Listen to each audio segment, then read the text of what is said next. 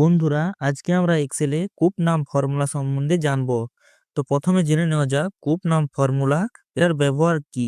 Coop নাম formula এটা হচ্ছে আমাদের যে কোনো বন্ডের সেটেলমেন্ট ডেট থেকে ম্যাচুরিটি ডেটের মধ্যে কয়টা কুপন পেমেন্ট পিরিয়ড আছে সেটা জানতে আমাদের কিন্তু এই ফর্মুলা ইউজ করা হয়। অর্থাৎ কুপ নাম ফর্মুলা বলে দেয় যে বন্ড শেষ হওয়ার আগে কয়বার ইন্টারেস্ট এখান থেকে পাওয়া যাবে। তো তার জন্য আমাদের কাছে দেখতে পাচ্ছ এখানে সেটেলমেন্ট ডেট, ম্যাচুরিটি আছে, ফ্রিকোয়েন্সি দেওয়া আছে এবং বেসিস দেওয়া আছে। তো আমি তোমাদের এই ফর্মুলাটা ইউজ করে দেখাবো। তার জন্য এখানে তোমরা ইকুয়াল দেবে, ইকুয়াল দেওয়ার পর লিখে নেবে কুপ নাম।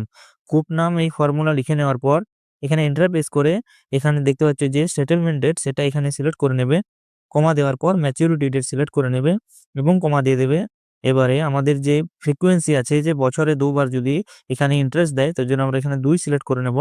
এরপর কমা দিয়ে আমাদের বেসিস এখানে আমরা 0 করে নেব। এরপরে এন্টার প্রেস করে দিলে দেখতে পাবে আমাদের 2024 থেকে 2026 এর মধ্যে বছরে যদি দুবার করে ইন্টারেস্ট দেয় তাহলে এখানে কিন্তু কুপ নাম আমাদের নাম্বার টোটাল কোয়ান্টিটি হচ্ছে 6 বার আমাদের এখানে ইন্টারেস্ট পাওয়া যাবে। তো ধন্যবাদ বন্ধুরা।